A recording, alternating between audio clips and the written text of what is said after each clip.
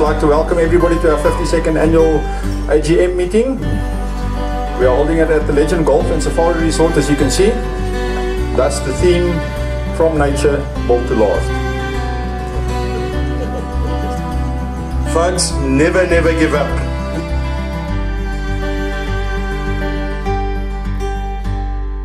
Thanks for the golf lesson today. That was with high clubs.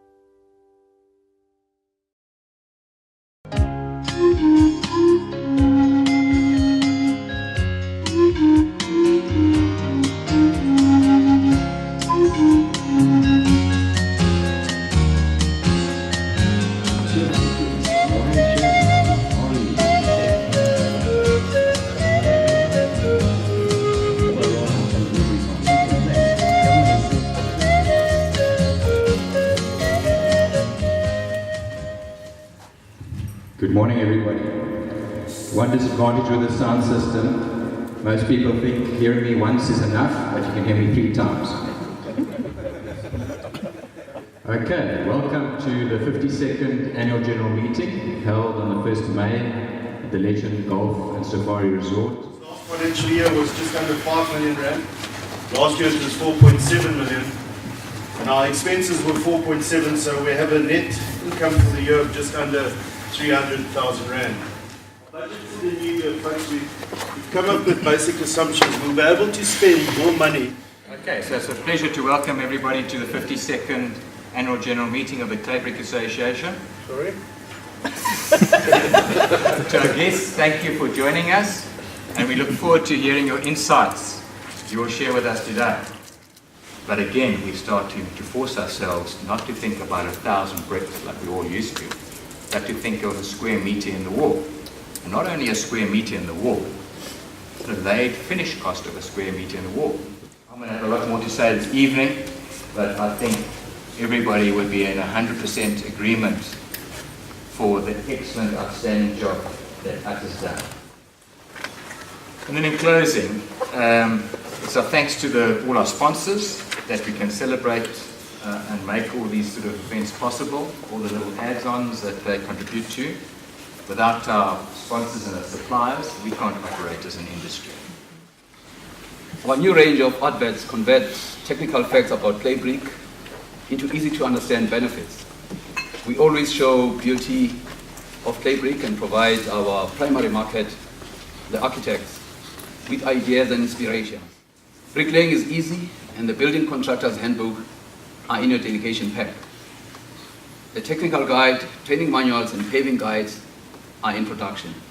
Decision makers like architects, professional teams, and public sector buyers will be approached through the trade press. The red item there is 35% of our budget is allocated to influencing those very critical groups. But obviously we can't develop anything in terms of marketing for you guys unless we've got buy-in from yourselves as the members to assist us in creating this information. Promoting your brand as well. To include all forms of sales material and point of sale. So it's posters, flyers, brochures, and even member-specific adverts in your local media. I don't know what the answer is. I don't know if it's a Maxi or or Renanti or what the answer is, but I think we really need to reinvest in our business, and we need to change our product, and we need to innovate our product. We can take this opportunity and follow the continent. And I mean, the Spanish guys and that, and the Germans, my understanding is cement has lost major market share because clay was more innovative came up with larger units, addressed the different challenges we initiated. We did the finalization of the LCA and the socioeconomic LCA. Unfortunately, the socioeconomic LCA is running into the new year, but the LCA, as I stand here, and Howard will speak about that, is completed. I'm pleased to be able to tell you that the environmental life cycle assessment is completed, as well as the thermal performance study. Our sustainability tool looks good, and it is something that we may find others in the marketplace give us support with its rollout. What are the benefits that we would be looking at? Certainly, there is an opportunity for innovation in structural masonry for Eurocode 6, especially in social and affordable housing, 2 to 3 story walk up, walk down, improving our competitiveness against alternative building technologies, ABT. That with this Swiss-funded, Swiss-implemented energy efficiency project, with the objective of increased energy efficiency and lower greenhouse gas emissions within the clay brick sector in South Africa. The conclusions so far then are that the SO2 emissions can simply be calculated from mass balance. The sulfur that goes in with the fuel comes out as SO2.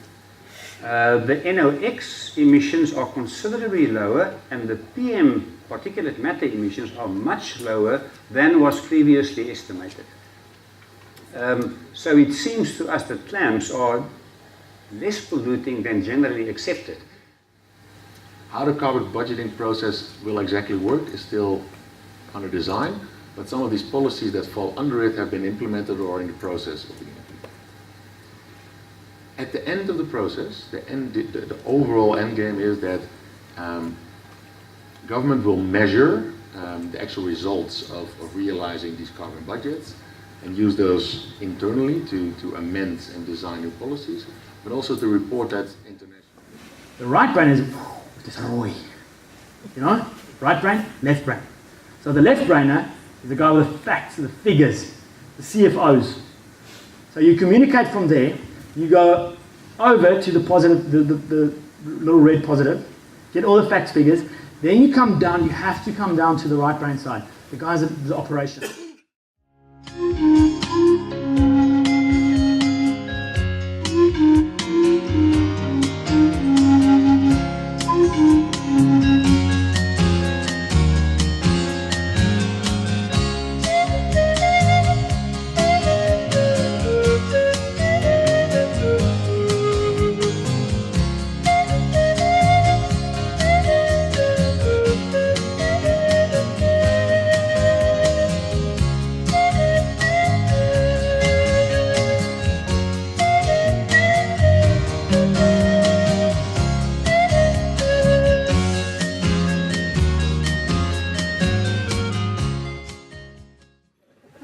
Let's congratulate Ott on his decent briefing. He made it very clear to me that I would not be welcome again if I don't give him a sector overview. You're going to see a government that gives you more laws, more regulation, wants to intervene in whatever it is, whatever line of business you may be following. The first one, where this government wants to achieve certain things, is on land. Over the next 5 years, and in my view, over the next 10 years, you're going to see a lot more talk on land. You will see a lot more legislation, beginning last year with the passing of the Land Rights, Restitution of Land Rights Amendment.